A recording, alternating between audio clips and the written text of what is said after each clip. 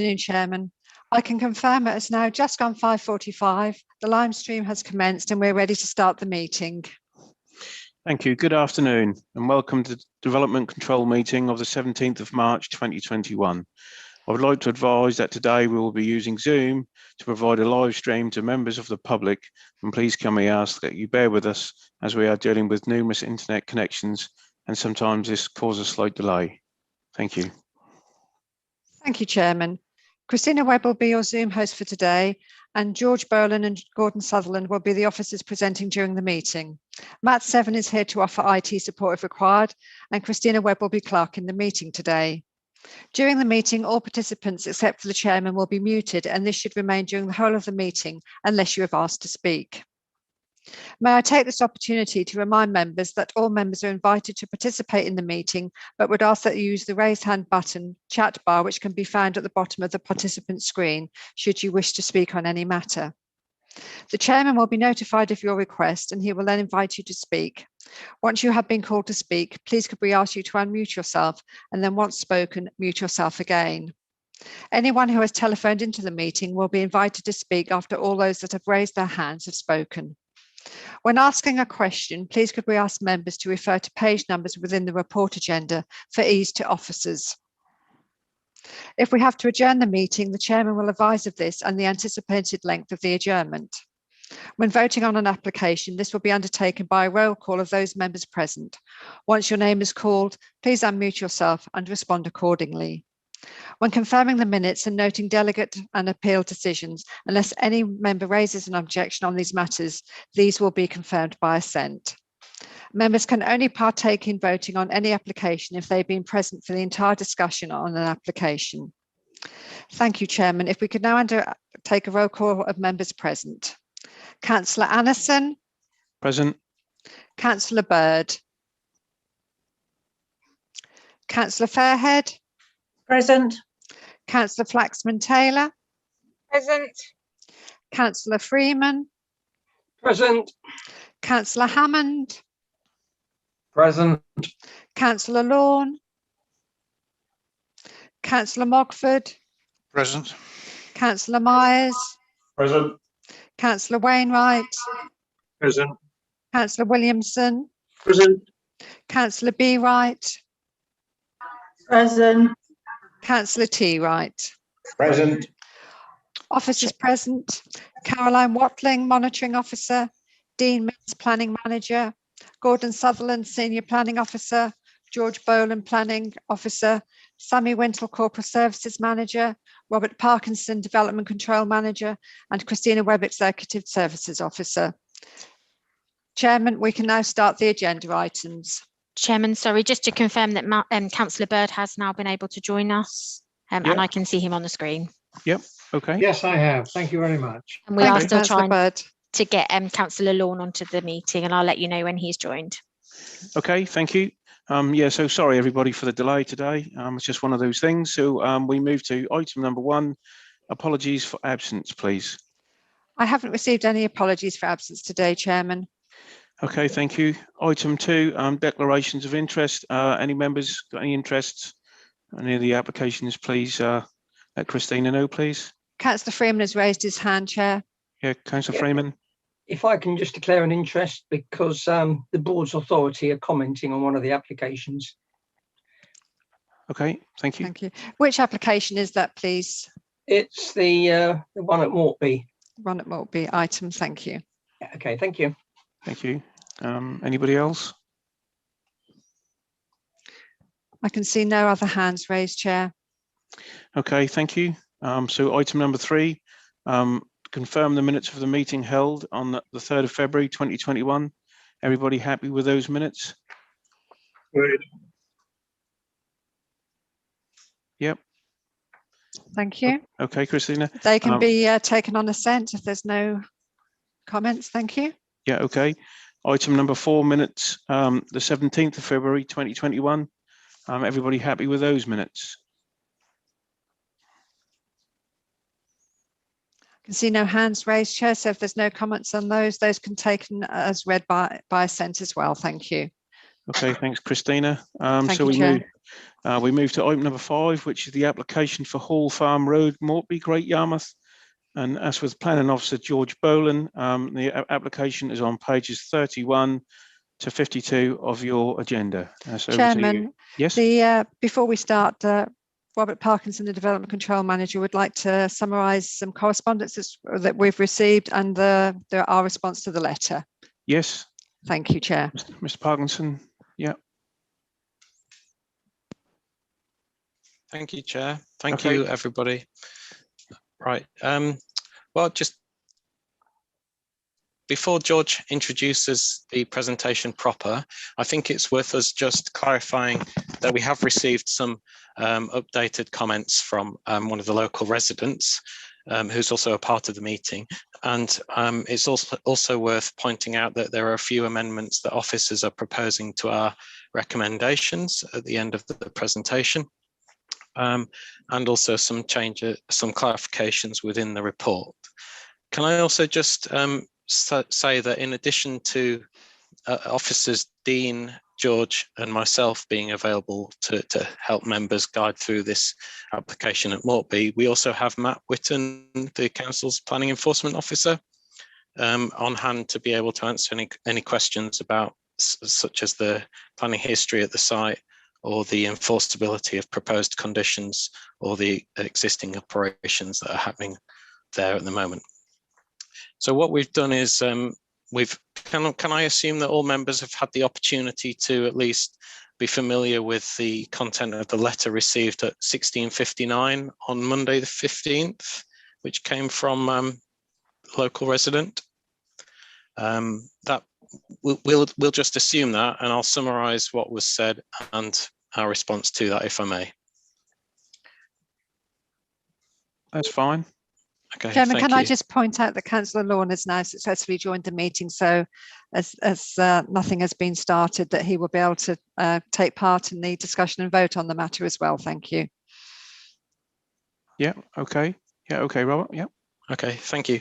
So sorry, Chair, Councillor Mogford's got his hand up, as has Councillor Wainwright. Councillor.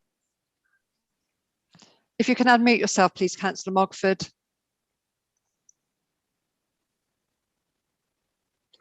Yes, sorry to come in at this late stage. I couldn't find the raise hand button when we were talking about interests. I am a member of the Broads Authority Planning Committee, and I also wonder if Councillor Freeman meant to say that he had an interest not as a Broads Authority member, but as an internal drainage board member. Two different things. Thank you. Oh, Thank yes, you, also, I have on once or twice, I have bought wood off the applicant. Okay. Thank you, Councillor Mogford. Thank you. Councillor Wainwright, you got your hand Yes, raised? Mr. Chairman, will the, sorry, I've got his name now, the guy who's just, his name's disappeared off the screen. But will we be discussing that letter that was sent to all members yesterday from the solicitors in Cambridge as well? So, Councillor Wainwright, that's the letter that Robert yes. Parkinson is referring to. Oh, I thought you were talking about a letter that came from a resident. No, The letter was from the solicitors. Yes, that's the one, Councillor Wainwright. Yeah. Okay then. Thank you. Okay then, Robert. Yeah. Okay, thanks. Yep. Thank you. So, so the letter I refer to is from Richard Buxton Solicitors on behalf of the local residents just to the east of the application site. Okay, so we've had the one additional letter of objection received on behalf of the resident, which was at 16:59 on Monday the 15th. So hopefully you've had a chance to read that. It raises three principal concerns with the report that's before you today. I'll just quickly summarise those and our responses to them, and then add in some extra bits and pieces that we feel need to be amended in the report and the recommendation at the end. So first of all, the first concern was that the report to the committee does not adequately cover the existing use of Hall Farm, specifically in relation to its certified established use, and has inaccurately reported the reasons for approving the temporary use of the land adjoining this application site. So in response to that, we just want to clarify that the Planning Committee's resolution previously was to allow a temporary use on the basis that officers could understand the impacts of the situation and retain control over the site whilst the temporary period was ongoing, with a view to the applicant being able to explore opportunities for taking the activity elsewhere. Now, we consider that the reasons for the condition which allowed a temporary period of use were stated in that permission decision notice and have been accurately reported in the committee report before you today, paragraph 1.6.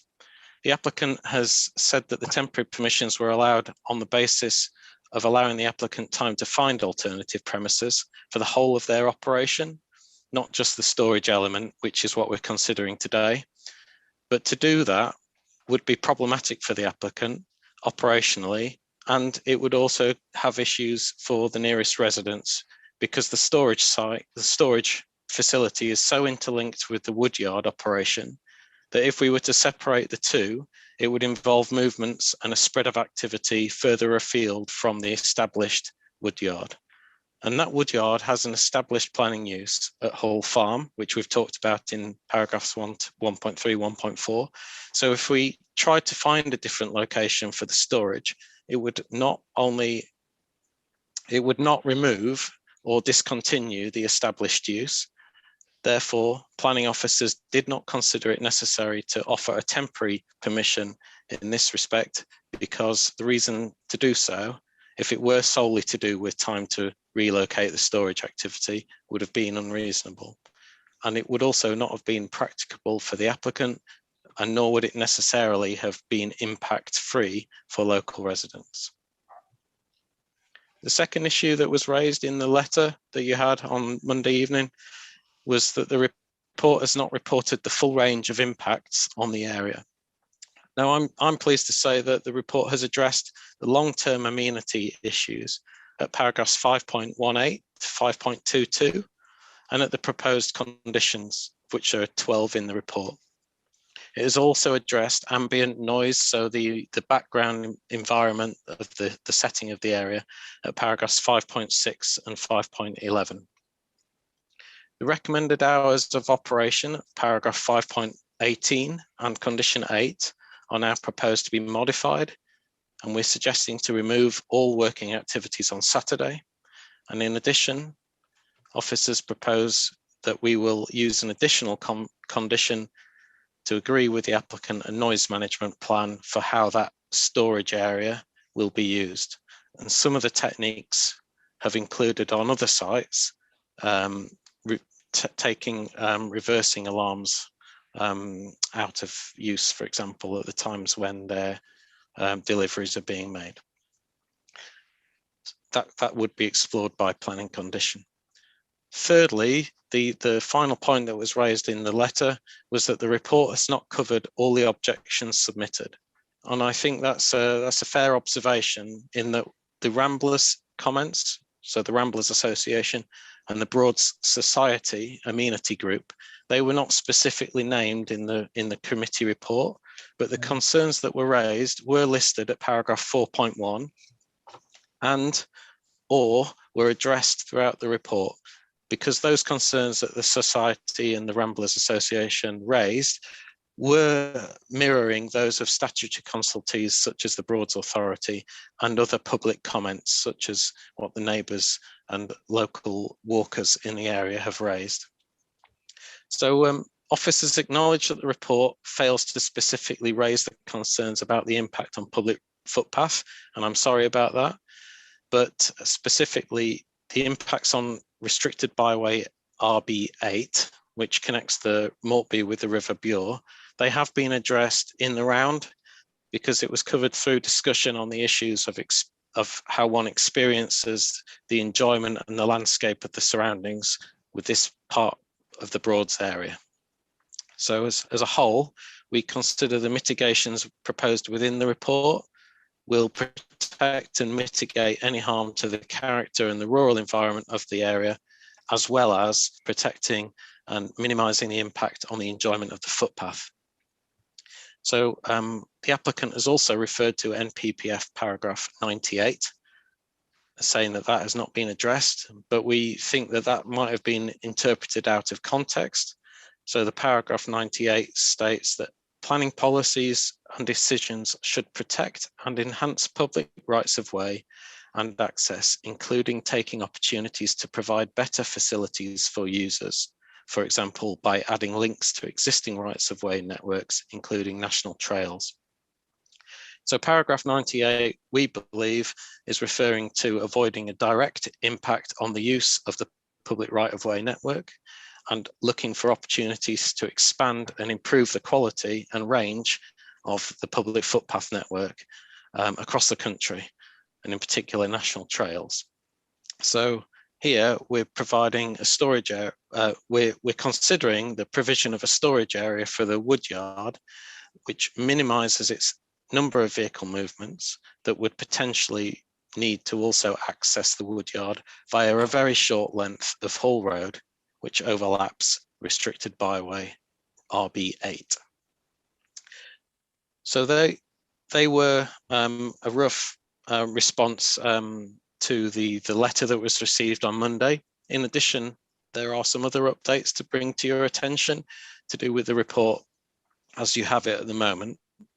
So firstly, unfortunately we missed the fact that local councillor for the Flegba ward, Councillor Thompson, who has submitted his letter of support a little while ago, admittedly, for this proposal on the grounds of the potential economic benefits for the rural area. Secondly, in respect of tree planting, members, we're asking you to note that the council's consultant tree officer has recommended that tree screening will be an imperative feature of any mitigation and has recommended a mix of native species. They've accepted the applicant has accepted that recommended list of trees, which includes oak, ash, sycamore, Monterey cypress, rowan, bird cherry beech, crabapple, hazel, hawthorn, blackthorn, Scots pine. So a range of native species that to be planted. But crucially, the tree officer has said that at least 50 trees would be needed of 12 to 14 centimeters thickness, as in stem diameter. And that would be used to extend the tree line and infill any gaps that there are with the existing trees. Whether 50 trees would be necessary or not remains to be seen, but we will ask for those stem diameters to be 12 to 14 centimeters so that they are established trees and won't fail, as has been the case with a lot of the planting that's already happened. And we'll expect those things to be done by planning condition to agree a mix of species and planting locations with us. One other thing is that the site restoration needs to be attended to, and so we're now that the previous temporary use has been cleared from that site, we recommend that the area should be sown with a native mix of wildflower, meadow plantings, plants, so that we get a bit of a meadow created in place of the rough ground that there is at the moment following the removal of log piles from that previous permitted site.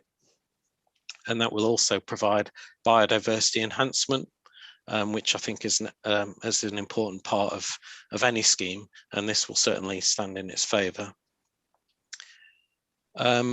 We've also liaised with the applicant in respect of the height of the log piles. So George has worked with the applicant, and the applicant's observed that the recommended 2.5 metre height restriction is lower than the piles that are there at the moment, and perhaps unworkable in some respects. And between them, George and the applicant have agreed that 3 metres should be the maximum height that is allowed, and that they should be graduated throughout the site so that we have a 2.5 metre in the most visible locations, rising to 3 metres further back into the site. And we will agree that by planning conditions as well, should the scheme be approved. In terms of the hours of operation, we also reported that Environmental Health recommended that a Saturday working would be acceptable, but in fact the applicant had already committed to not doing any works on Saturdays, in addition to not doing any works on Sundays and public bank holidays. So we're recommending that the hours of use in condition 8 be modified to now be 8 in the morning till 5 o'clock on Mondays to Fridays only. And then there are further conditions modified, which George can bring us to later in his presentation, but they will affect the trees, the heights of the log piles, the amended hours of use, a new condition in respect of planting with meadow species as previously discussed. They'll concern no storage of machinery on land within the applicant's control other than at the established woodyard. A new condition regarding the storage area being marked out by appropriate boundary markers, and a new condition about noise management as alluded to earlier. So those are all covered in an update report to you that I think Sammy and Caroline have agreed can be sent out now that we've read this out. We'll send it out for completeness afterwards. So I hope that's provided a little bit more context and a reflection on the comments received within the past week. Hope that was helpful, Chair. Thank you. I'll be happy to hand over to George and answer questions later on as part of the members' general questions. Okay. Thank you, Robert. Did Caroline, the monitoring officer, just want to come in? You've got your hand raised. Yes, thank you, No problem. Chair. I just wondered if the planning officer mentioned right at the beginning of his explanation that there was a resolution. He wanted to clarify the resolution that had previously been made by committee. I wonder if you could just repeat that for me. So you made a reference to a previous resolution. Certainly, sorry, Caroline. The previous minutes of 11th of September 2019 recorded that the Development Committee resolved that temporary permissions should be granted. It resolved application 0617 0743F should be approved until the 1st of December 2019, was also recommended for approval. And then this is the part that the applicant, that the neighbour has particularly drawn to our attention, saying, and this would allow for the site to be cleared and an alternative premises located. So what I was saying was that is a part of the reason, but not necessarily the whole reason for temporary permission, because the planning authority sought to retain control over the use, and whilst it investigated and considered the impacts of that particular site, which was next to this one and closer to the residents. So George will provide a slide to remind members of where that previous temporary use was. And I was just pointing out that the temporary use, there were clear reasons for that being temporary at the time, and we would be able to measure the impacts and consider whether a permanent use somewhere within that vicinity would be acceptable, or whether the site would have to be relocated in its entirety.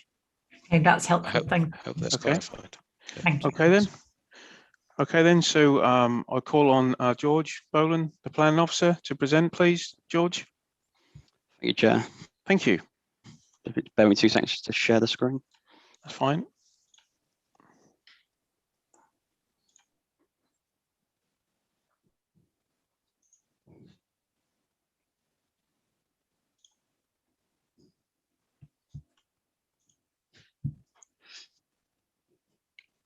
Can you all see that? Yep. Yes, George. Right, thank you. Lovely. Right, so the application before you relates to the field to the south of Hall Farm, Hall Road, Morpeth. The proposal is to change the use of the land from an agricultural field to the storage of timber, wood fuel and firewood. As Rob has just explained there, we've covered the additional information received and the updates to the report, so we'll carry on through with the site appraisal here. The use of the land in relation to, sorry, we got the pointer up. Yeah, the use of the land in relation to the operations of Maple Tree Service, the service which operates It's business that involves the importing, cutting, splitting, storage and distribution of firewood there from the farm buildings directly to the north, located here. The yard and farm buildings to the north of the application site was subject to a certificate of lawfulness, which was granted an established use of the land back in July 2016. The application site is surrounded by a mix of uses, with residential to the west, Hall Farm House, to the north, Paston Farm, which is an active farmyard there, and to the northeast, a cryogenics business, and another residential property, Hall Farm Cottage over here. Located 35 metres to the south, as you can see and hatched on this plan here, is the Broads Authority area. The application has been subject to an objection from the Broads Authority, which will be covered further on through the presentation, but it still is supplied in full attached as an appendix to your reports on page 16. Members may be aware that this site has been subject to 2 previous approvals for temporary use located to the east and is outlined in red on the aerial photo here. The current proposal is to shift the area of storage more central to the site, which is outlined in the area in blue, which measures to an area of 1,756 square metres. The temporary permissions relating to the area outlined in red expired on the 1st of December 2019. Since this time, the applicant has been working with the local planning authority to secure a scheme suitable for permanent permission. The current proposal is to regularise the use, which has already commenced due to the wood being relocated from the area of land to the east, which has expired. As I say again, you can see the residential units here, the workman farmyard of Paston Farm here, the cryogenics business to the northeast here, and again further residential here. This was the plan supplied by the applicant with regards to the application. You can see the measurements of the storage area here. Again, with the east, this would have been the area of the temporary permission. To the south, on the border of the Broads Authority there, we have got some landscaping that has already took place, and there is proposed more there as well. This aerial here shows you the footpaths throughout Morpeth and within the surrounding area there, and what most of the objections, as we will get to, show to is this footway here and bridleway here, which is a road too, which as you go down the level sort of drops, and you can see into the storage site from the south. Taking you through the photos from the site. This map over here is sort of shows a locating of where the photos are taken and what direction they were taken to. This is from within the centre of the storage site, looking through with the access the other side of these trees here. The access comes through the main established use yard and would come through these area of trees here into the storage area. As you can see, that this is storage within the established use site there. This photo is taken from the south looking through the site. Again, this is just to show members the volume of logs that are currently stored on the site. These have been relocated into the centre of the site from the temporary use area there. As you can see through the site, this would be sort of where the access is, and there is some sort of level of hard standing already taken place in the centre here as well.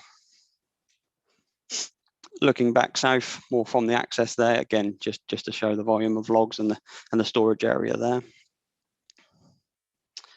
This is just a typical sort of delivery of logs, which we would see, which shows sort of the 3 metre in height, which has been confirmed by the applicant as the height that would be acceptable for storage there, and sort of what we would be looking to achieve with regards to orientation and the layout of the storage there. And again here. Again, this is just to show members there that this is the area of the storage that we're talking about within this red line. As I say, the access from Hall Road here comes through the existing site into the storage area here. This photograph here is taken from the east looking west. This sort of shows the established trees that have already been planted by the applicant here to sort of shield it from the south, looking across there from the road. This one here is looking from within the site again, just to show sort of the establishment of trees that have been planted already. and looking south from the storage site there as well towards the road. Hall Road sort of runs, as I say, down the side here behind these trees heading south. This is looking to the west of the site. This is where we would be looking to secure more landscaping and more planting, as it's fairly open here. But this shows you the sort of screening that goes along the boundary to the west with the residential here. So that tree line running south down the west side of the site. This is taken from the road further south of the site, looking from within the Broads Authority area there and the footpaths. As you can see from the photos there, the land actually gets lower as you come down this site, which makes it hard to sort of see. You can sort of just see the tips of the buildings here within Hall Farm's established site there. Heading back further up the road again, you can sort of see the buildings through the site here, and the existing planting that has been in place here with it going up towards the east, over, which would be on this sort of boundary here. This is closer to the site, so this again shows established planting to the southeast boundary here, with the existing stuff being planted in here. Again, the where we would be looking to secure more of the landscaping would be into the sort of this area here to more to the southwest.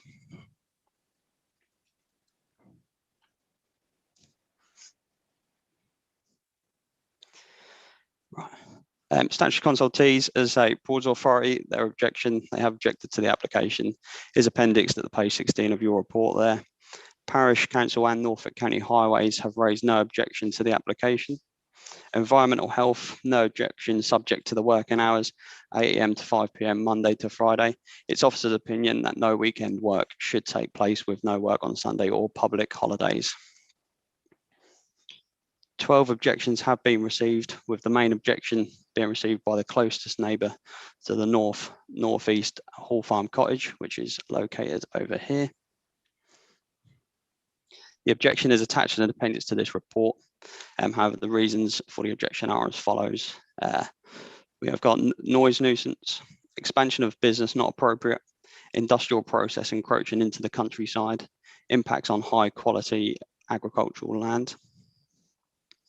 Moving on to the policy part of your report there.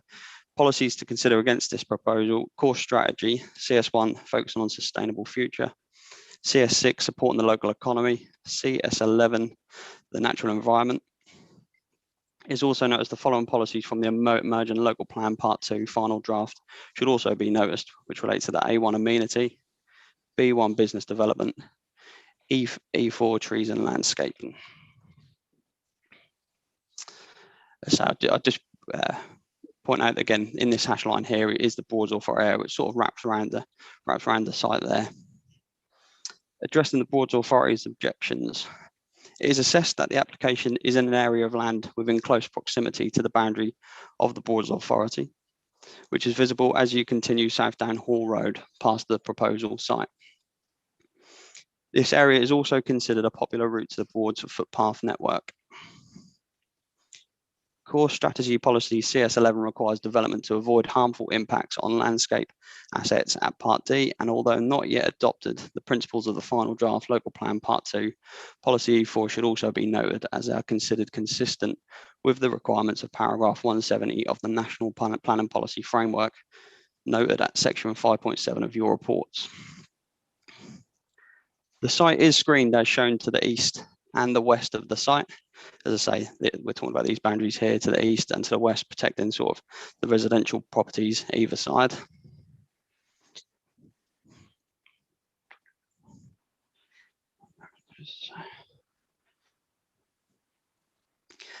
Yeah, the site, as I say, the site is screened to the east and west, and is only visible really from the road to the south here. So this is sort of the area here as to where we're looking for further landscaping from the applicant there.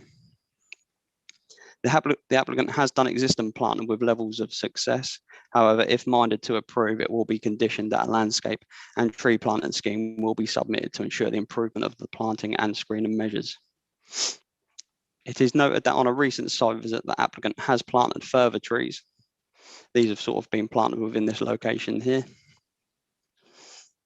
to the southern west boundary there.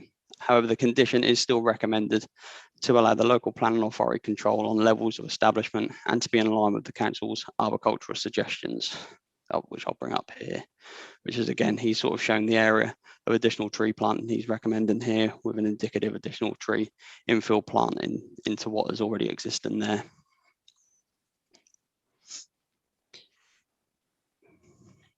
So yeah, the condition there is still sort of suggested, and it will allow us to ensure that this is completed within the next planting season. The board's authority have objected strongly to the application. Their objection concerns the impact on the environment and the setting of the boards, with specific reference to the encroachment of an industrial process into the open countryside, and an erosion of the remoteness of the area within the board's landscape and national park qualities. Furthermore, the board's authority has concerns that the activities, operations and noise created by it incongruous with the sense of empty and undeveloped setting, as distinct from occasional agricultural noise and activity. The board's authority consider that retaining the use within the location will be incompatible with the quiet environment and character. This should be considered when taking into account the proposal given the status of the board's authority area being equal to a national park. When considering the landscape importance of the site, the location is also affected by both paragraphs 170 Part A and B and paragraph 172 of the National Policy Framework, noted at parts 5.7 and 5.8 of your reports. The aim of which should be applied to this site. Being on the boundary to the board's authority area, it is therefore appropriate to minimise the visual impact of the proposed operations and ensure it is as recessive and low profile as possible. The open and unsport area to the south of Mortby provides a complementary landscape or even a buffer to the board's area, but it is noted in some instances there has been encroachment, which has eroded the setting of the boards by creep of industrial process into the open landscape, and this should be prevented from continuing unchecked. It is considered that the application before you is for the storage only, and although supporting an industrial process, it's considered ancillary to that use, which takes place within the farm buildings to the north here in the established site. Therefore, it's officer's opinion that in isolation, it does not cause any further significant harm to the character, appearance, and special qualities of the board's authorities area. It is suggested a range of conditions are attached to any decision notice, which is so Rob sort of hinted at the start there, which are detailed at part 5.14 of your reports to allow the local planning authority control of appearance in keeping with the rural nature of the site. Move on there. As a part of the objections there, it was noted the loss of agricultural land.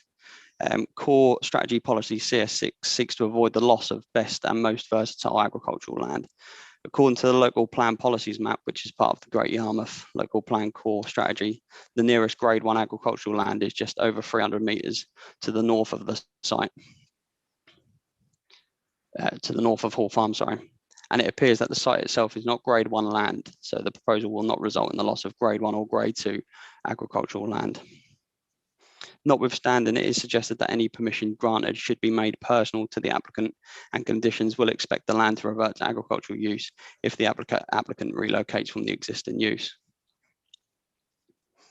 Moving on to the noise and disturbance to sort of the neighbouring amenity there.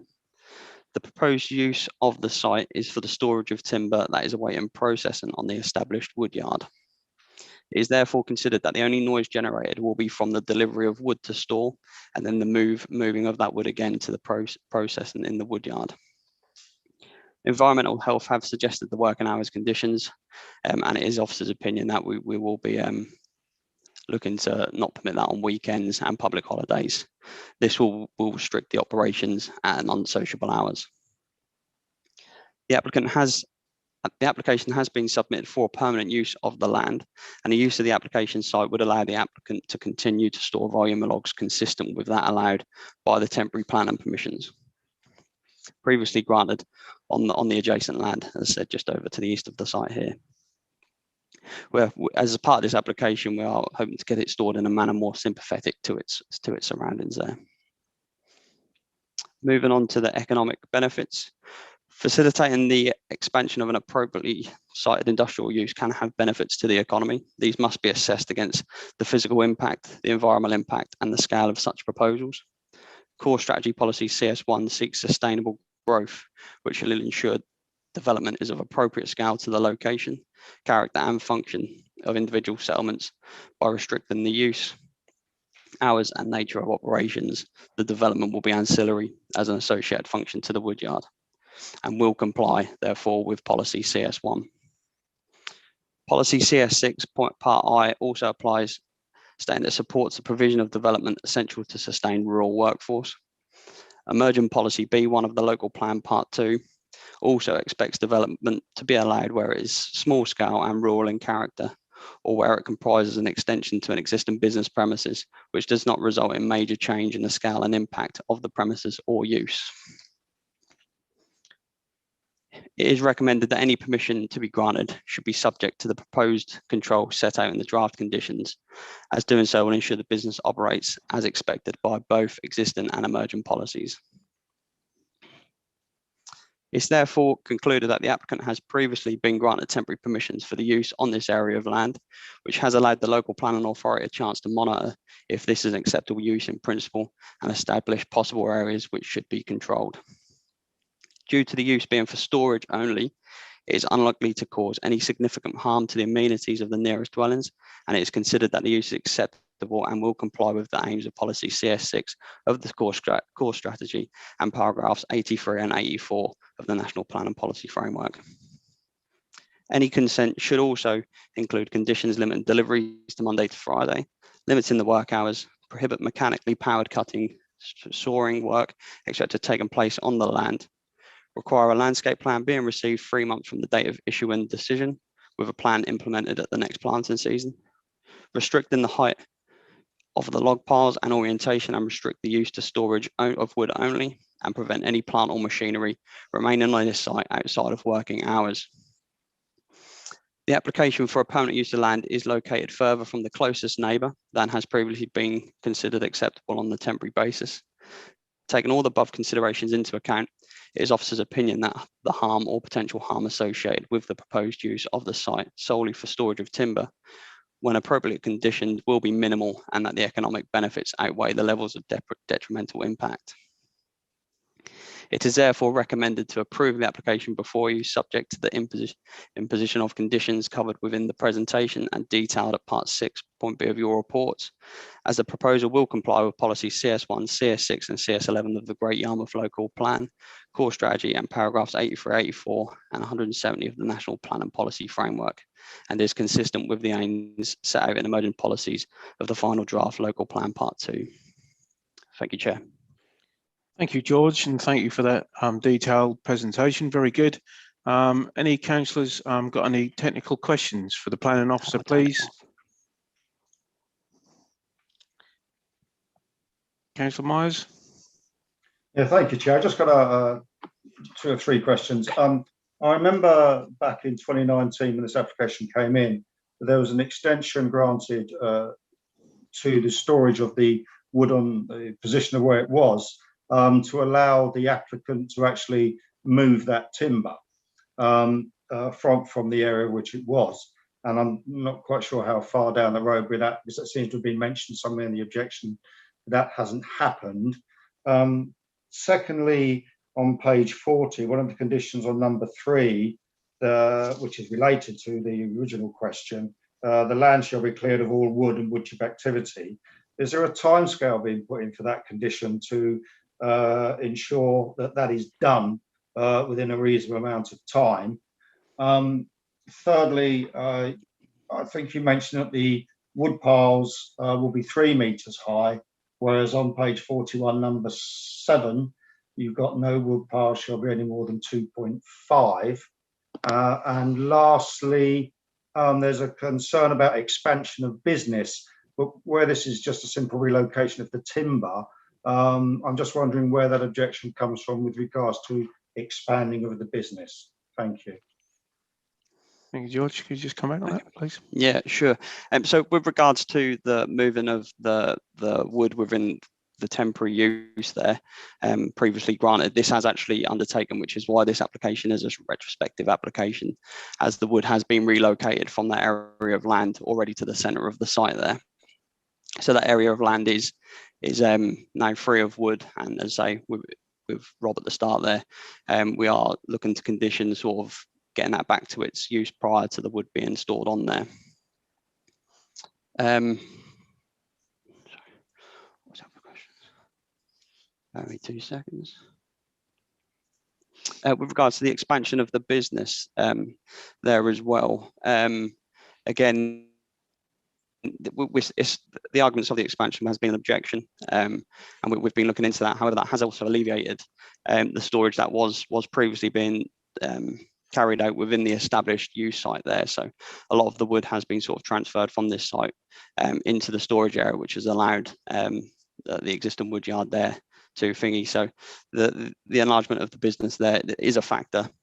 However, it's not completely an enlargement as such as just sort of removing some of the wood from the established site there. I'm sorry, I must admit, I didn't miss the start of your questions there, if you wouldn't mind repeating. Yes, yeah, that's fine, George. You've got on page 41 that the no wood pile shall be no more than 2.5 in height, but I thought there was a mention they would be actually 3 meters in height. Yes, so this was an amendment to the report, as Rob stated at the start there. We have been working with the applicant, and he's requested that the heights of the wood could be at 3 meters. So we're looking as a condition to secure a layout plan where some of the wood closer to the sort of Broads Authority area there is at 2.5 meters, and obviously we can increase it to 3 meters as it gets closer to the established site there.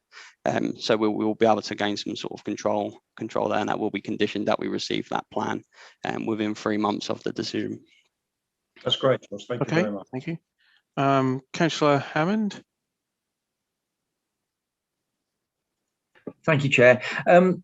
One concern on the condition of removing the reversing alarms. They're put on vehicles for safety, and these are large vehicles moving large amounts of timber around a site.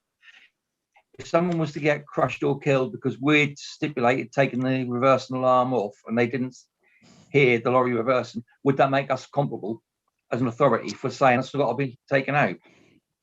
Is my concern. I think that was an example. Yeah, thank you. That was a concern, a sort of point raised there. This would be a part of the noise assessment there, so we would take all in factors. We're not conditioning that is the case. That was just an example given on what we would be receiving from a noise assessment there as well. So that's something that we can agree at a later date, but has been conditioned there, so that's not something that is being set in stone with this decision notice there. I think that was just an example given to what we could be looking to sort of achieve with regards to sort of noise assessments. Okay, Councillor Hammond, yeah. I just feel that would be, really dangerous to put that in. Okay. Chairman. Sorry. Excuse me, Chairman. Councillor Flaxman-Taylor, she is experiencing technical difficulties at the moment with her camera. She is still there, but obviously we can't see her, but we can hear her, and she can, hear us. Yeah, just wanted to make the committee aware. Thank you. Yeah, thank you. Could I just come in there, Chairman, just about that? Yes, Dean, yeah. By Councillor Hammond. I think he's quite right there, and certainly we wouldn't want to be conditioning anything would actually sort of prohibit reversing noises, etc. actually on the site itself, and it would be a breach of health and safety. So we wouldn't be seeking to do that by condition. Okay. Yeah, that's fine. Any other technical questions from anybody? Councillor Mogford, Chair. Councillor Mogford.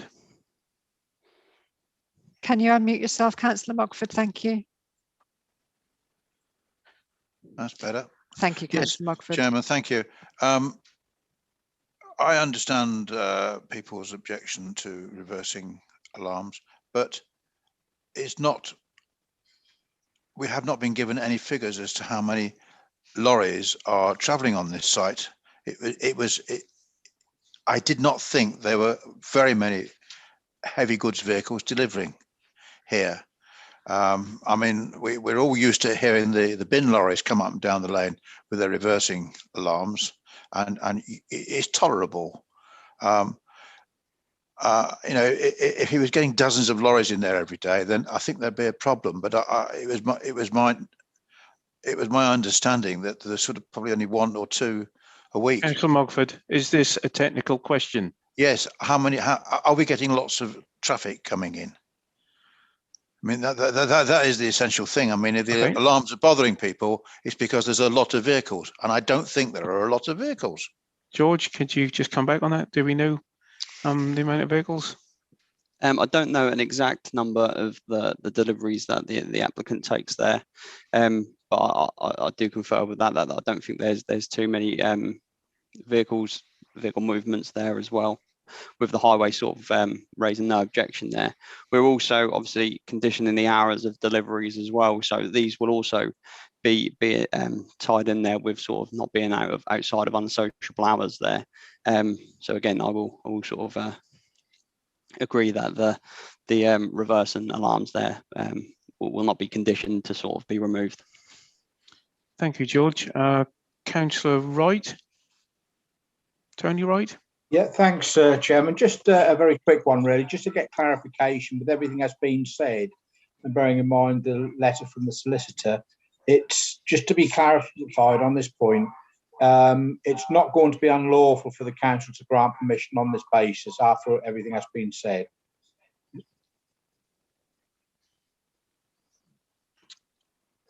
I'm afraid I can't answer that one myself, but Dean. Dean or Caroline? Sorry. Do you want to come in there, Caroline, or shall I? Are you happy for me to answer? You go ahead first, Dean, and I'll add anything. Thank you. Well, certainly the application is before us there. And what we really have to do is actually look at the material considerations in this application. And it's really for members to actually sort of accord what weight they deem appropriate to each of these sort of material considerations that was being brought out in the report. And also whether or not these conditions can be sort of the conditions would mitigate any concerns that may be had as well as part of this particular application there. But you've got within the committee reports clarification about this sort of in response to Richard Buxton's letter there. You've also got the various sort of comments that have been made by the objector, and who will be hearing from very shortly there. So it's about listening to all this sort of listening and weighing up each of these factors that are before us now. And as far as I'm concerned, then maybe Caroline will sort of may say differently there, but providing you actually sort of to give due weight to each of those material considerations, and I think you are perfectly at liberty to make a decision on the application. Okay, Caroline. I'm not sure that was Councillor Wright's point. Councillor Wright, was that what you meant? Were you making a point about the all of the clarifications and the corrections? That's right. All I want to know is obviously the bottom line from the solicitor's letter from the objector. Hang on a second. Sorry, Councillor Hammond. Councillor Hammond. I said. Yeah, right. Sammy. Okay. Yeah. Sorry. Go ahead, Councillor. Right. Sorry. Yeah, just clarification on the point in the letter which says it would be unlawful for us to continue on this basis. I understand the points that we can obviously make a measured opinion on any application. I want to look at the question of the law where the solicitor's saying that it's unlawful. I just want to get clarification. It's not unlawful for us to take a decision based on the information that's before us at the moment. Caroline? I think the only thing, and I will take a moment to look at the solicitor's letter again, so I can be absolutely sure of what your point is, Councillor Wright. What I would say is that the planning officer mentioned earlier that there will be a revised report circulated. I don't think we can do that, but I think we have to rely on the fact that corrections and clarifications have been given by the planning officer this evening. So I don't think if we were to circulate a revised report, I think we would have to bring that report back to Development Committee. I think we have to accept that the clarifications and corrections have been made here during the meeting this evening, if members are happy to take the decision on that basis. If they feel they are not happy with the corrections and clarifications that have been given and they want a revised written report, then they can ask for that to be done. Okay, Councillor Wright. Right, thank you. Councillor Williamson. Thank you, Chair. Yes, I'm concerned about having a report in retrospect, having a report after the decision is made. One can hardly go on a report which one's receiving a week later or a day later. If I'm going to take a decision, we either take it on the factors which have been highlighted tonight, or we have to wait for the report to be produced, one or the other. So I would like, Caroline, if you could, say that you are quite clear that it is legal for us to take a decision tonight on the clarifications being made, although they're going to be passed on in a further report in retrospect. Yeah, what I'm saying is that we cannot issue a further written report, as I think perhaps the officer, forgive me if I misunderstood, but I thought that the officer had suggested there would be a further written report circulated. We cannot do that. So if members are unhappy with the extent of correction and clarification that's been addressed orally during the meeting, then I think that we would have to bring that back as a written report to a later committee.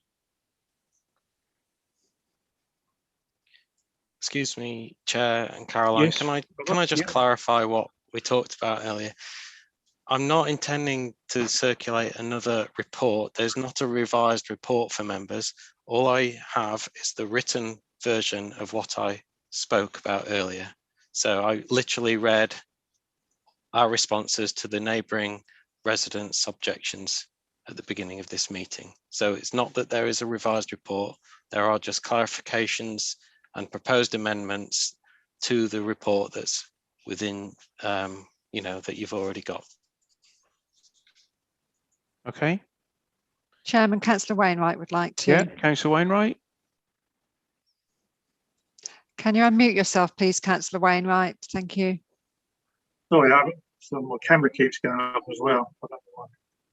Yeah, I mean, the letter was quite a damning letter, basically. And quite clearly, as Councillor Wright said at the end of it, it said to make a decision on the basis would be unlawful. Now, I know you've come up with some additional changes to the current report, but I would have been more happy if a revised report had came forward with those exactly what is answering the solicitor's questions, because quite clearly that was a damning letter from a firm of solicitors who are experts allegedly in planning laws and environmental stuff. So I just don't understand why, why we didn't defer this and actually bring a new report forward for the next meeting. But we are where we are. But it was a damning letter, and we're being asked to vote on that now, basically, with your suggested changes. Okay, thanks. Councillor Williamson has his his hand up. Sorry, Chairman. Councillor Williamson. Just to back on the legality of it.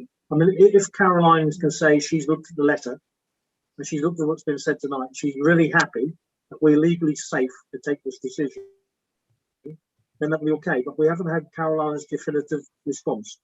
I just wonder if we could have that, please. Caroline.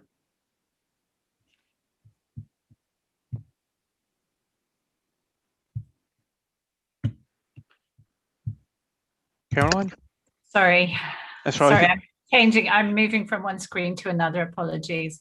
I'm inclined to think that the extent of the corrections and clarifications that we've heard have obviously given members cause not to feel confident about the amount of adjustment that has taken place on the report. If it was one correction and clarification, but there seem to have been a number of issues. And it may be that all that will happen is that those corrections that Rob has written down will simply be reincorporated into a report. But I feel that members don't have the confidence to be comfortable about making the application on the basis of those issues, which have just been addressed orally this evening. So having regard to comments that have been made by Councillors Williamson, Wainwright and Councillor Tony Wright, I would suggest that the matter is deferred and the report is brought back when it contains or covers all of those issues. Okay, Caroline, thank you. What do the rest of the committee think about that? Councillor Myers? Yes, thank you, Chair. I was going to raise that issue myself, but I didn't do so under the sort of technical questions to the officer. It certainly does raise concerns, and I'm not entirely satisfied that the objections raised within the letter, for me on a personal basis, that I've been able to assess whether those conditions and those concerns have been adequately addressed in a verbal form. So, yeah, I'm not really comfortable with it at all. Thank you, Chair. Okay, thank you. Councillor Tony Wright? Yeah, just going on from that point, obviously the difficulty for us was that we had the letter given to us yesterday. We've had the response to the letter from the officers verbally today, and it's very difficult to take all of that in comparison to the letter that we received yesterday. And I feel comfortable to a certain extent that the questions have been answered, but I'd be much more comfortable to have it before me in hard form so that we know that each of the details have been answered correctly, rather than the possibility of any litigation or anything that might happen in terms of appeals in the future with regard to this one, which could cause difficulty. So I think on that basis, bearing in mind, obviously, we've gone through the report in detail, and probably nothing will change in the future, bearing in mind, obviously, the report that's being given this evening.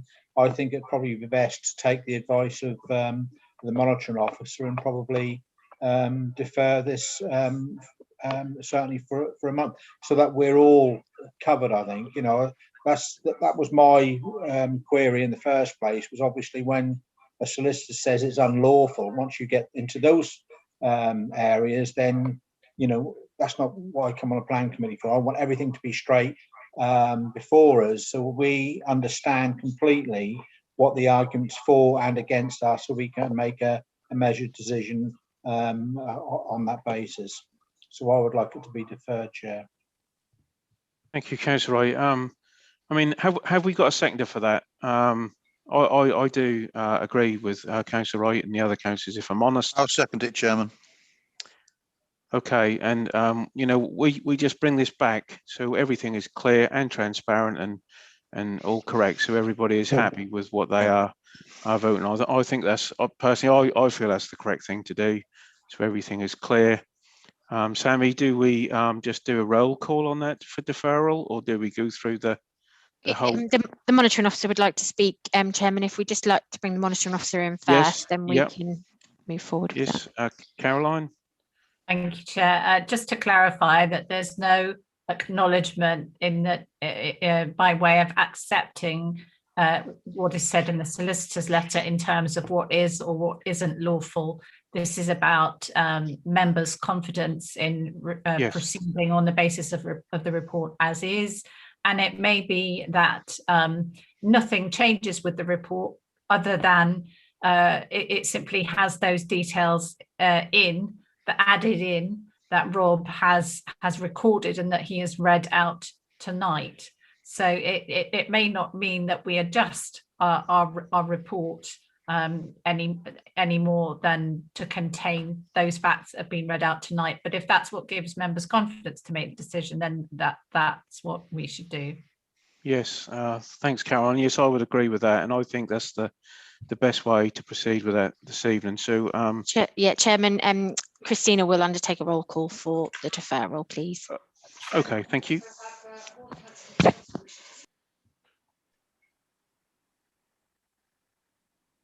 Sorry, Chair, I was muted. We have Ward Councillor Thompson wishes to speak tonight, but unfortunately, because he's only allowed to speak on the item as a ward councillor, he can't take part in the debate. So, okay, yeah, that's fine. If we just do a roll call and right. So, can I have a proposer for deferment then, please? That was Councillor Wright, and that was seconded by Councillor Mogford, I believe. Is that correct? Correct. Yes, right. I will then do a roll call, Chairman, for deferral of the application. Councillor Annison. For. Councillor Bird. For. Councillor Fairhead. For. Councillor Flaxman-Taylor. For. Councillor Freeman. For. Councillor Hammond. For. Councillor Lorne. For. Councillor Mogford. For. Councillor Myers. For. Councillor Wainwright. For. Councillor Williamson. For. Councillor B. Wright. For. Thank you. Councillor T. Wright. For. Thank you, Chairman. That's unanimous. The item is deferred. Okay, thank you. I just apologise to Mr. Hewitt, the applicant, and Gail Young, the objector, who have been waiting this evening to speak, but I think we've done the correct thing, and we hope to get this back as soon as we possibly can. Thank you. Okay, Thank you, then. Chair. Thank you. So we now move to item number 6. Sorry. Apologies, Chair. The monitoring officer had a hand raised. I'm not sure whether it was a legacy hand or whether she wanted to come in. Sorry, Caroline. Sorry, it was just to acknowledge that this was a late written representation received outside of the consultation time, so it was admitted at our discretion, in effect. So just to make people aware that it was received late. Okay. Yes. Thank you. Okay, Chairman, Councillor Thompson still has his hands raised. Whether you want to, Councillor Thompson. No, the item has been voted on, has been finished. Yeah, thank you, Mr. Chairman. Just to carry on what Caroline said, really. I mean, that was news to me that these letters were being circulated, and although they don't have to, would they have the decency to incorporate me in the correspondence as ward councillor? I mean, that was news. These last-minute objections with the solicitor, I mean, that'd have been nice to know before I come into the meeting. And I certainly, although I don't have to, I'm not on development control, as ward councillor, that'd have been nice to know. So if the objector could keep me in the loop for the... Yes, I would agree. Yes, I would agree with that. Yep. Thank you. But I also say that they're actually on the website now. That letter is on the website under the planning application reference number. Okay, thank you. Okay, then. Thank you. Right, we move to item number 6, which is the East Norfolk Sixth Form College. As Gordon Sutherland to present, Senior Planning Officer, pages 53 to 60 of your agenda. Over to you, Gordon. Thank you. Thank you, Chair. Just pulling up a presentation.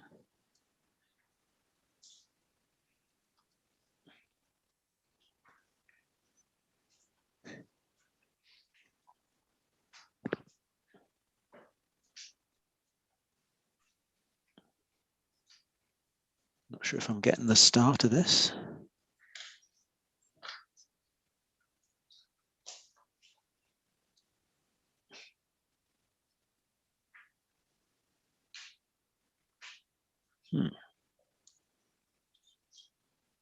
Sorry, you're seeing this, folks?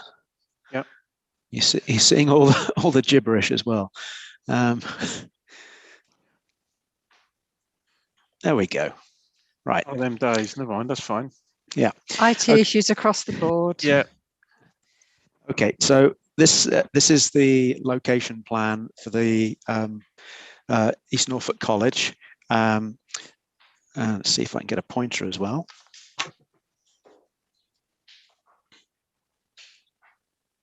Okay.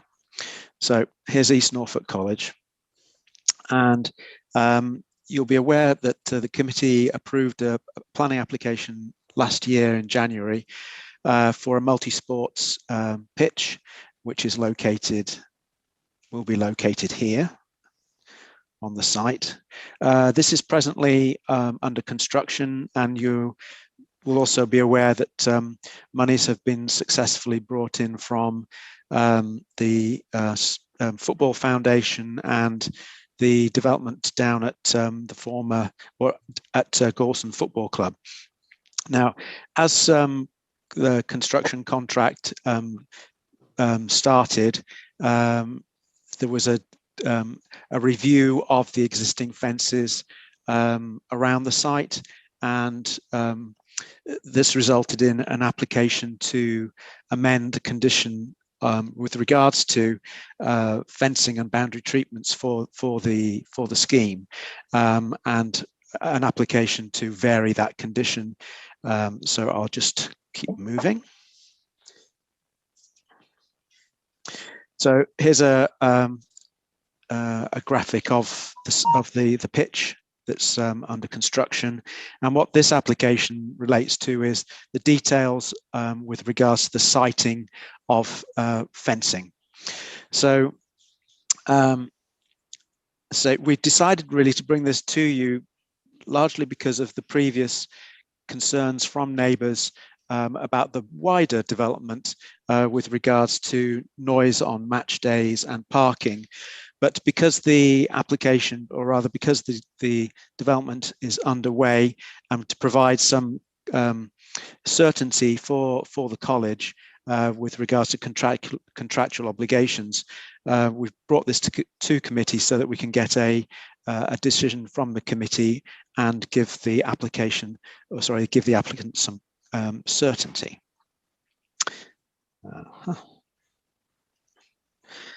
So actually, we'll go back. No, we won't. We'll move on. Actually, so this slide shows the existing fencing arrangement with properties on, I think it's Balliol Road, around the site. You'll see there's an existing 6 meter fence, mesh fence, and then beyond that, to the edge of the site, there's a 2 meter close board fence.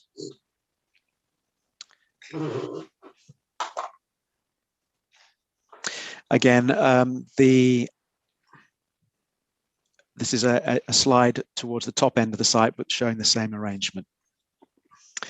And a slide showing the alleyway that runs between the boundary of the property and of the college and the adjoining properties. So you can see there's about a 2.5 meter, 3 meter alley between the two. Another angle from the top end, again showing the alley. And this is in part what the application is seeking to address. In reviewing the arrangements for fencing, there is an existing fly tipping issue where residents are levering waste over the top of the closed board fence, and it's then being left between it and the existing mesh fence. So you can see some of this here.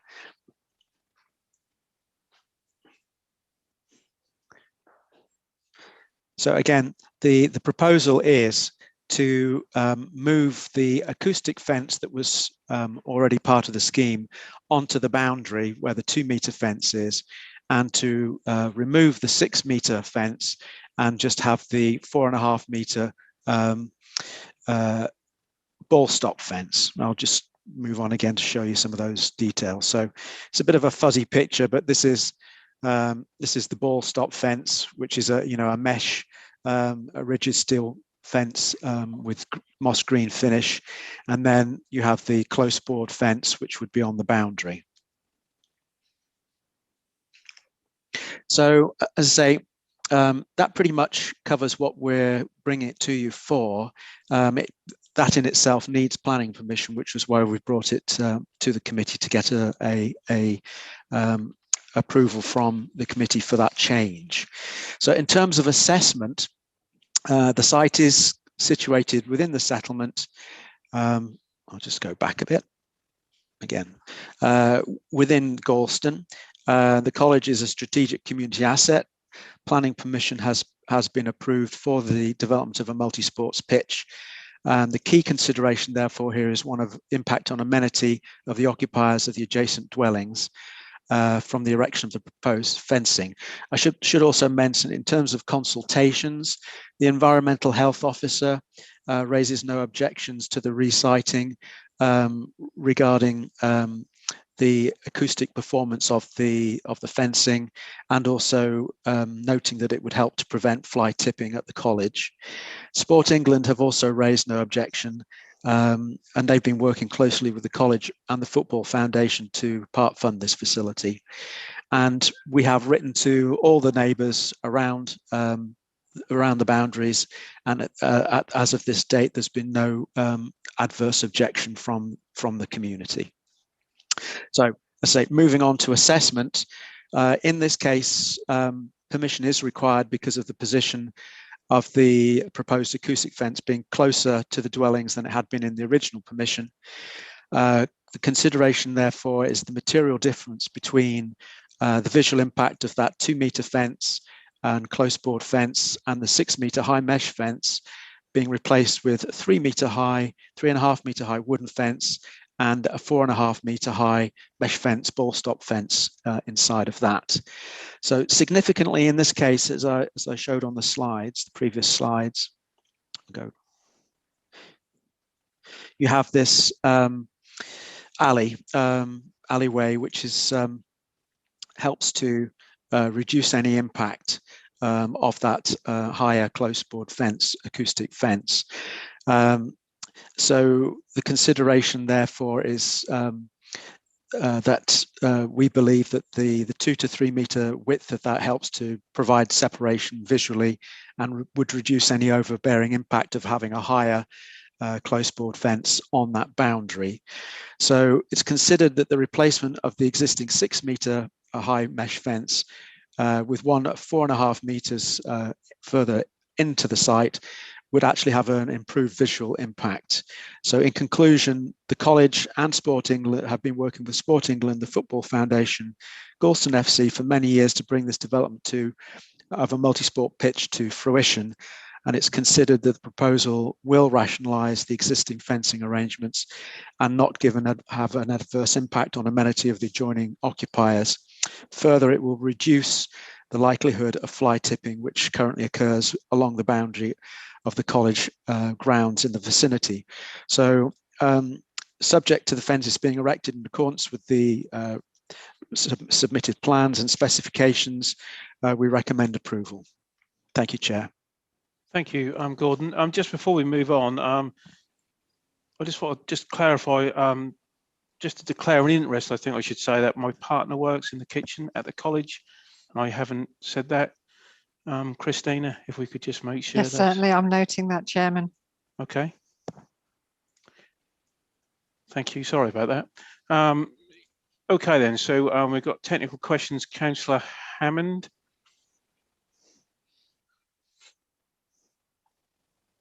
Sorry, Chair. I was just going to say move to approve. Okay.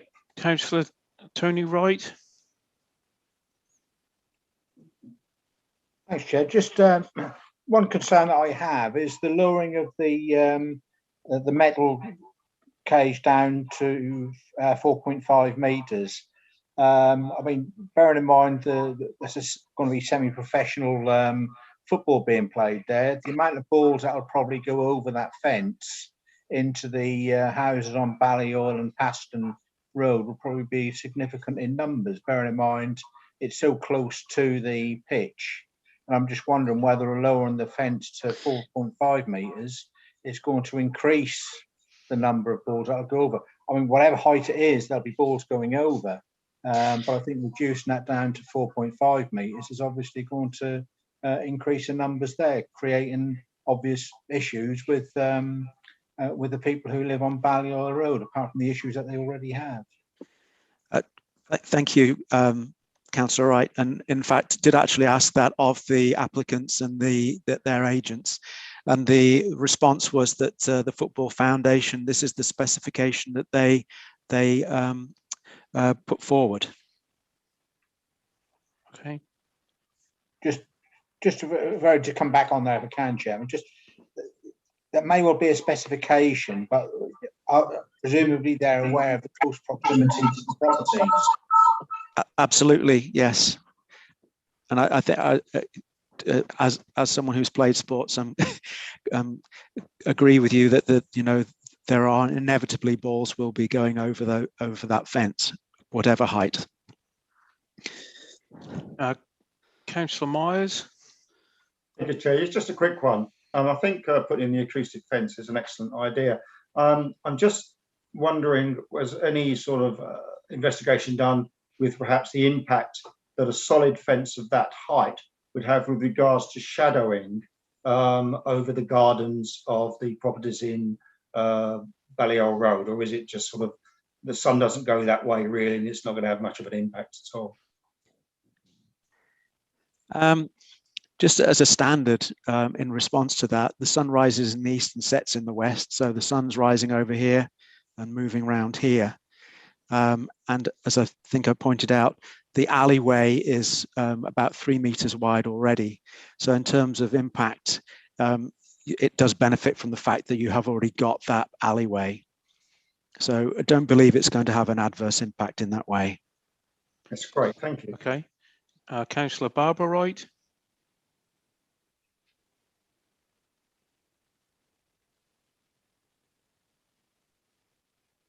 Now, as ward councillor, I would like to know that once it's up and going, is there going to be a close monitor on the parking and the noise for the residents? Any impact on the residents? Will that be addressed straight away? Yes, councillor, that was a condition of the previous approval that management plans be submitted and agreed, and those have been submitted subsequently. Yes. Okay, thank you. Is there anybody else got any technical questions? If you could now stop sharing your screen, Gordon, Sure. then I can just see everybody. Thank you. No other technical questions? No? Can't see any further hands raised. Okay, so at this point I call Dr. Catherine Richards. Catherine, I do apologise for how long you've been waiting this evening. No problem. That's all right. Okay. Are you happy for me just to speak about it? Yes, yeah, go ahead, yeah. I think the main point that has already been raised by the planning officer is around the fly tipping, which is a massive problem, and it's not even just your lightweight fly tipping. We've had computer screens, beds, mattresses, you name it's come over that fence. So we really, really want to address that. I do think it will be better for the residents if this change isn't made. The potential we had was to have 4 fences, which would really looked awful for them. The other thing I want to point out is in the photograph, it does show the difference in terms of the alleyway. That difference is a service road, so actually vehicles are moving along that road. And I did actually wonder if that was an issue with the fly tipping. Are people driving down there and emptying vehicles? And therefore it's not the residents that are doing this, that it might be other people from outside the area. So I am concerned about that, and I think that's something that we would like to carry on monitoring. Now, with regard to the fly tipping, the health and safety issue of that, because there are bags of material, I don't know some of it you can see is obvious, but my staff are having to go out there and try and deal with that, and I'm worried about the health of the students, and consequently it'll be the health of the people running about on that on the pitch. We will still keep monitoring all the elements that have been raised today. Obviously that's our duty to do so, but I think this will be a better situation for the students and for the football club. Okay. Is there any councillors got any questions for Catherine Richards? No? Can't see any hands raised, Chair. Okay, Catherine, thanks ever so much for your time and input. Like I said, sorry for the delays this evening. Oh, no worries. Thank you. Okay then, so we move to the committee debate and decision. That's over to the councillors. I feel this is a good idea to try and help with the fly tipping issues. Many years ago when I worked on the Galston Relief Road, there was endless stuff all the way along that area, which was a major problem during the construction of that road. and obviously still an ongoing issue. So I think that's a Councillor good thing. Wainwright would like to speak, Chair. Yes, Councillor Wainwright. Yes, can I just second the recommendation that Councillor Hammond made to approve? Okay. Anybody else wish to say anything? Thank you, Trevor. Okay, then. I can see no further hands raised, Chair. Okay, we'll go to the roll call. Yep. Yes, certainly. Councillor Anderson. For. Councillor Bird. For. Councillor Fairhead. For. Councillor Flaxman Taylor. For. Councillor Freeman. For. Councillor Hammond. For. Councillor Lorne. For. Councillor Mogford.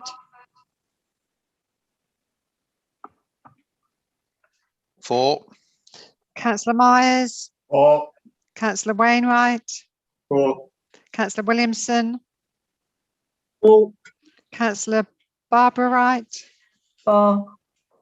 Councillor Tony Wright. For. Thank you. That item is approved as per the recommendation, Chairman.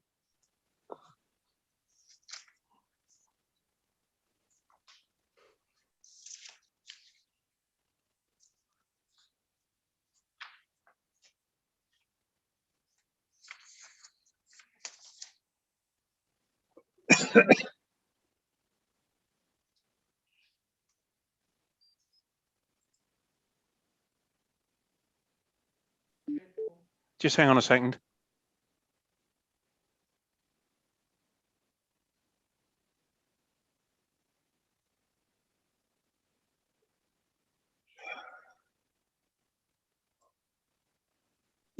Yep. Okay. Sorry about that. So thank you everyone for that. We move to item number 7, which is the delegate decisions of the planning applications between the 1st of February and the 28th of February 2021. Everybody happy with those? Item 8. Chairman, yes. Councillor Fairhead has a hand raised. Sorry, Councillor Fairhead. Yeah, sorry to be a nuisance, but could somebody just clarify? There's some different answers on these, and they're ones that I've never heard of, and maybe it's me just being thick. But on page 62 at the top of the page, it says split decision. What does that mean, a split decision? On page 64 is no objections. On page 65, number 5, it's objection. And then page 66, number 4 is no objection. They're different things that have come up, and the split decision was the one that intrigued me. I don't know where that leaves it. Sorry. Dean, could you just clarify that for us, please? Yeah, those the ones with the PU in there, so a certificate of lawfulness or proposed lawfulness. So if someone wants to sort of build an extension at the rear of their property or at the front of their property, for instance, we then have to assess whether or not they are comply with the sort of the limitations and conditions of the permitted development regulations there, permitted development order. In that instance there, so what we had was that the porch at the front was the single-story rear extension was a permitted development, but the porch at the front there was not, because of proximity to the road. So on you can with certificate of lawfulness and also then with advert applications, you can do a split decision on those, but those are the only ones that local authorities can actually do. So hence the reason it says split decision on there. So we might sort of look to sort of make that sort of a bit more clearer, I think. So okay. And the other ones were no objection there. I think those ones I didn't quite sort of catch which page they're on, but normally they're ones where actually we're responding to a county. These are it's about trees on there now. You're now getting sort of tree applications actually coming on the list as well. So in this instance there, it's an application or trees which are subject to a tree preservation order, and then there's an application to actually sort of to prune the tree or do some works to the tree. So they have to then specify the works that they actually want to undertake, and then we can actually, in consultation with the tree officer, whether or not we have any objection to that or not. So that's what you're seeing on there now. All right. Okay. Thank you. But it's just I always read down whether they're approved or not approved, or refused, and those seemed different answers. Thank you. Thank you, Councillor Fairhead. We move to item number 8, the appeal decisions. Dean, anything on that, please? You see the wheelwright one there, which you've got arms. This was a change of use to residential use there of the existing premises, and the application was allowed, but a condition was placed upon it to actually say that it was personal to the applicant. This with the reason being on that, but because obviously in COVID times, however, also sort of these are unusual times there, but also because the applicant actually hadn't complied with the terms of the policy, which is actually to make sure to demonstrate that the pub was no longer viable. The inspector said that it is unusual to actually impose a condition which is personal to the applicant to say that they could actually use it for residential use there. But given the sort of the uncertain times we're in, he agreed that it was a fair condition to impose at this particular time. But what it doesn't do is actually stop the applicant from coming back in the future to make sure that with the to advertise it and show that the pub is no longer viable there. But he's saying basically because it is within a sort of residential area, it is there is still a chance that it could use after COVID is over, that it could still be put to sort of good community use. In terms of Filby Heath, we've had a similar one just down the road to this dismissed, whereby it's sort of the inspector said agreed with us that it's outside any development boundary limits and it's not in a sustainable location. And again, the argument therefore was that it was in a sustainable location, but the inspector agreed that it wasn't. I may have mentioned this one before about the junction at Pastor Road and Southtown Road, where the advertising sort of, you've got those advertising sheets down there and boards down there at the present time. But what the applicants wanted to do was put these ones in where sort of digital display ones, where they just keep changing over every sort of 30 seconds or something like this. And certainly the highways objected to it in terms of highway safety, but and also there's also the visual aspect to it as well. So the inspector agreed with that decision to refuse the application. Thank you, Chairman. Thank you, Dean. There's no other business been brought to my attention, so I'd like to close the meeting at 7:19. I do apologise this evening for the delays that we've had, but we've got there in the end. If everybody could